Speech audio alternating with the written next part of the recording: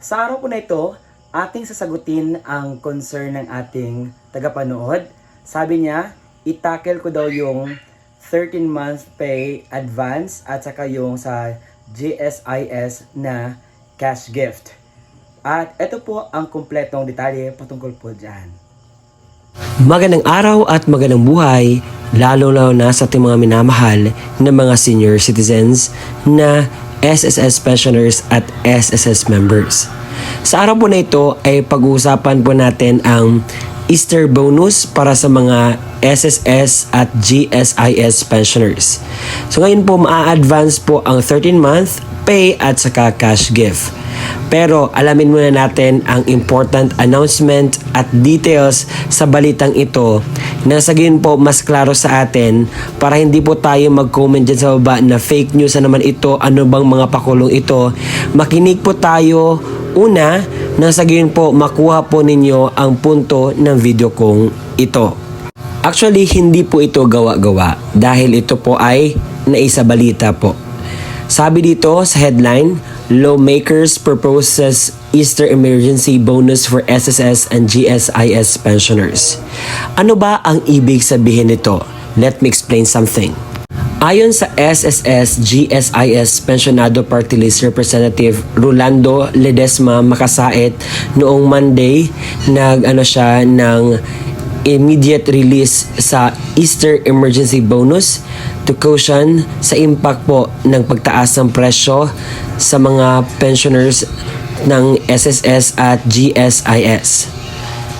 Sabi dito, in-emphasize ni Makasait na ang pensioners ay remain the outmost vulnerable sectors during this crisis. Nakita niya na naapektuhan ang mga pensyonado sa ngayong krisis. Ayon sa kanyang pahayag, sa panahon na patuloy ang pagtaas ng presyo ng gasolina, pagkain at medisina, kinakailangan natin ang mabilisang tulong para sa ating mga pensioners. In these times when the cost of gasoline, food, and medicines continues to rise, we need prompt assistance for our pensioners. Sabi po niya ito sa news. Ang mga lawmakers propose sa emergency bonus be sourced from existing benefits, specifically ang 13-month pay sa SSS at Christmas cash gift sa mga GSIS, allowing immediate relief without need for additional funding. So ibig sabihin, hindi na magdadagdag ng mga any funds.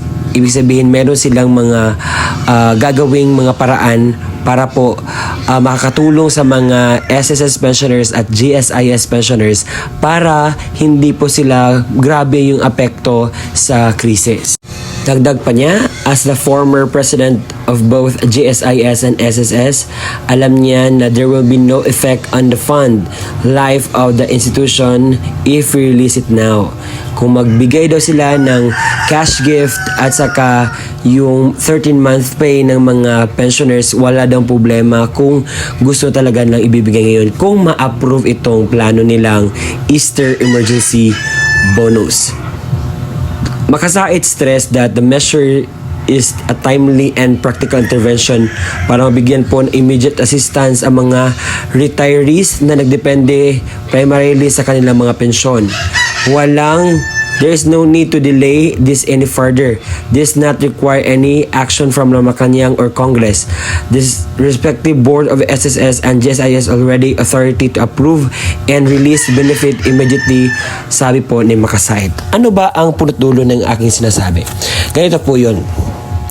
Kapag ma-approve itong 13-month pay, Easter emergency bonus, ang mangyayari po, ibibigay sa inyo ang inyo pong pensyon pwede sa ngayon na buwan, susunod na buwan, at yung sabing 13-month pay at cash gift na matatanggap nyo sa December ay i-advance lamang po. Yun lang po ang mangyayari.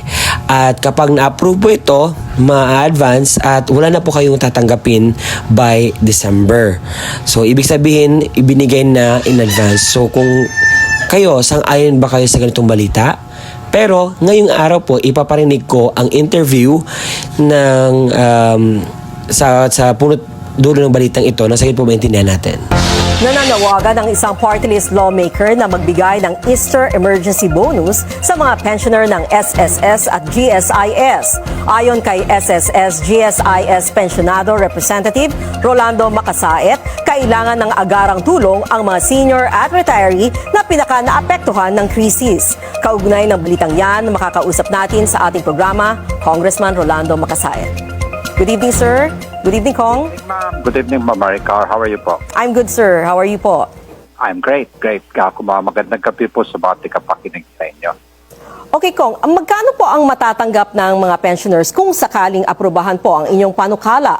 One time lang po ba ito, ang pagbigay One nito? time to, Ma'am Maricar, normally mga GSIS po ay binibigyan ng 10,000 bawat isa. At ang SSS po, ang SSS din po ay 10,000 yata po yun. Nung presidente po ako, naalala ko po mga 10,000 po. At saka ito po, hindi na kailangan ng emergency power, ano? Ito po immediate magagawa. Board resolution lang po ito at walang bawal dito. Kasi po, naka-budget na ito. Ang ginagawa ko po, pinapabigay ko lang sana ngayon na kasi krisis tayo. Yun po ang dahilan kaya inaano ko po yan sa mga presidente po ng SSS at GSIS. Opo. Sir, just to clarify po, nabanggit nyo 10,000. 10,000 po sa SSS and then 10,000 sa GSIS. Did I get it right, Opo. sir? Okay. Tama po yan. Opo. So, iminumungkahin niyo po na kunin ito sa 13th month pension ng SSS at sa Christmas cash bibigay gift na naman ngayon po. Kasi kailangan nila ngayon. In fact po, gusto ko nga sana sabihin din sa presidente na pati yung kahit kalahati po ng mid-year bonus or mid-year bonus, i-release na ngayon. Kasi po, hindi lang po yan dahil sa very concerned po ako sa nangyayari sa ekonomiya. Alam niyo po, wala pong mga proyekto masyadong nagagawa ngayon. You know po, about 20 to 30% of the GDP is based on government expenditures. Kung wala hong proyekto, talaga ho babagsak sasadsad ang ekonomiya natin. Kailangan talaga ho may pera ang mga tao to keep the business going. If you notice po, wala ng traffic eh. Diba? Kasi Yes, sir. wala ng pera yung mga tao. Opo. Kung ano po yung nakikita nyong pwedeng agahan po, katulad ng sinabi niya na bonus pwede nang ibigay, bukod pa ho doon, ano pang nakikita Hindi niyo kayo pwede? lahat ng benepisyo. Kasi po, the secret po in the Philippine economy, the earlier you spend the money, the better.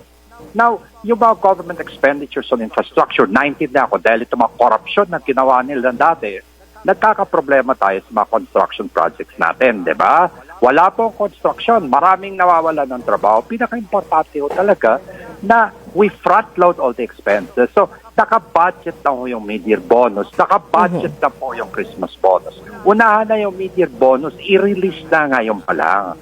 Yun lang naman po sinasabi ko. Kasi kailangan talaga ng mga tao ngayon ng pera. Okay. Pero meron naman po tayong sapat na pera po, no, para ilabas. Aagahan nga lang po. Yeah, yung GSIS at SSS po, daming pera niyan. Hindi imposible mawala ng pera. Yan, naging presidente ako dyan, kaya alam ko yan.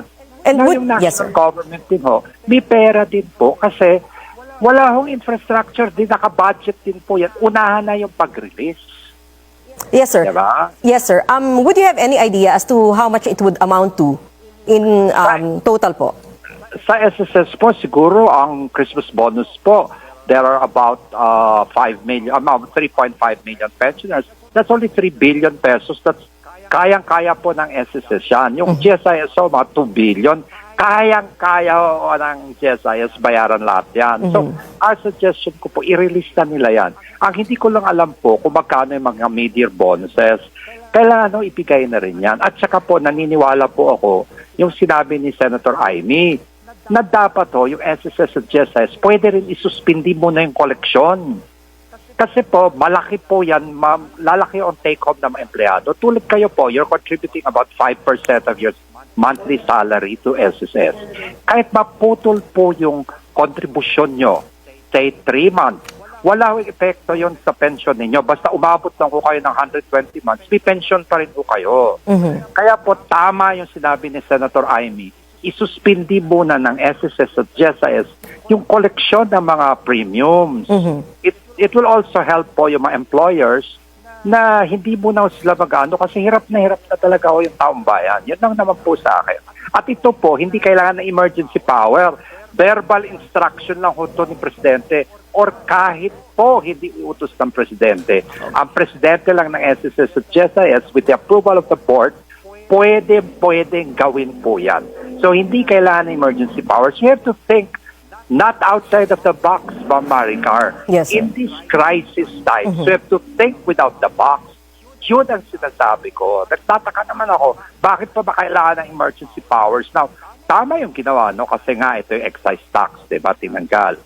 Pero, ang sa akin po, eto mga maliliit na, well, hindi ko sinasabi maliliit, these small things add up to something for somebody who earns so little, diba? Yes, sir. And then kung ang nakikita nyo din, hindi naman po ito magiging malaking kumbaga epekto doon sa pondo po ng pangkalahatan ng SSS at GSIS. Ay, ma'am, nakabudget yan.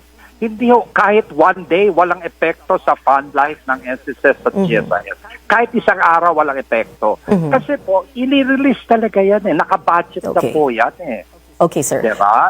To be honest with you po, I understand this very well. Pasensya na kayo. I cannot explain it here, but it's just the cost of money. You're just releasing the funds a little earlier, a few months earlier, and that's so insignificant. So there's no effect whatsoever on the fund life of neither SSS nor GSIS. Diba? Okay. Kung binanggit niyo din po kanina na may kapangyarihan ang board ng SSS at GSIS na aprubahan ito, nakipag-ugnayan na po ba kayo tungkol dito? Ande, binigyan ko na ng kopya yung presidente ng GSIS. Kaibigan ko kasi sila. So, sinabi ko na sa kanila, pero hindi ko pa ako nakausap kasi medyo may ano lang po ako, I have some medical lang po issues now. No? Pero I will talk to them po soon. Yes, sir. Sana po by Monday pwede nang gawin yan or they can call a board meeting. Wala naman ng epekto talaga yan sa kanilang fund life eh. Meron din pong panawagan na di po ba si Senator Amy ang panawagan niya po ay suspendehin muna ang kaltas sa sahod ng kontribusyon sa SSS at Tama po yun. GSIS.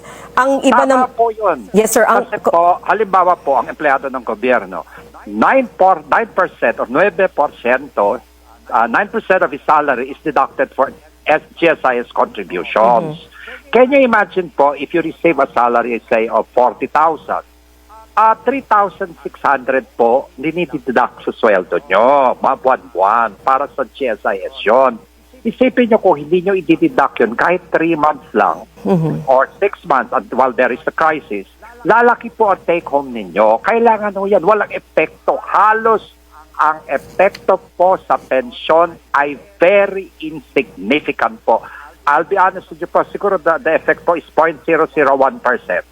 Kaya, it's imperative po that we do all these things immediately, di ba? Walang epekto yan sa pensyon. Okay.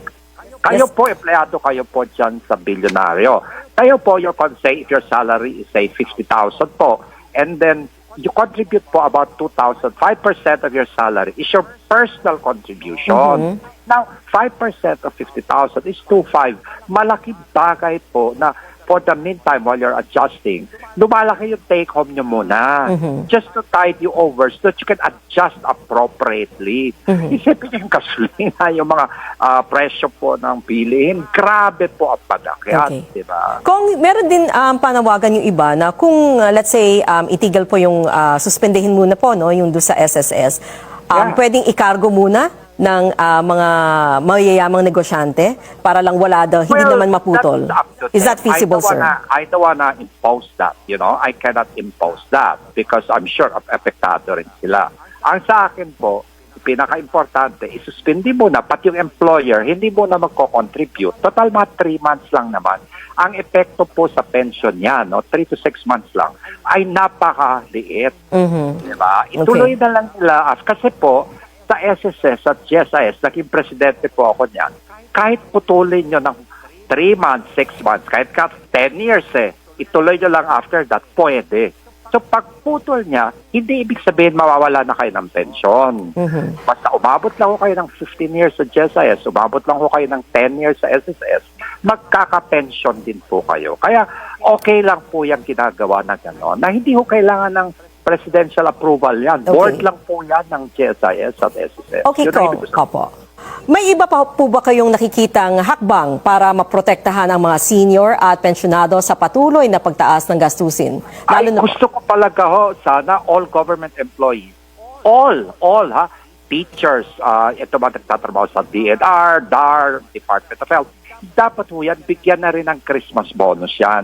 Kahit kalahati lang ng mid-year bonus nila. Kasi may mga mid-year at saka may Christmas bonus. Hindi ko lang alam, hindi ko masyado familiar. But whatever bonuses they have, naka-budget po yan. Kaya po, hindi po siya, hinihingi ko lang, unahan na. Release it today because the people do not have money. Tide them over these difficult times, diba? Okay. Yun lang naman po ang hinihingi ko. Wala ko akong hinihingi additional muna kasi alam ko rin hirap din ang gobyerno, diba? Pero sigurado ako, may pera ang gobyerno pang-release ng mid-year bonus. Ngayon pa lang pwede nang i-release. Wala mawawala. Okay, Diba?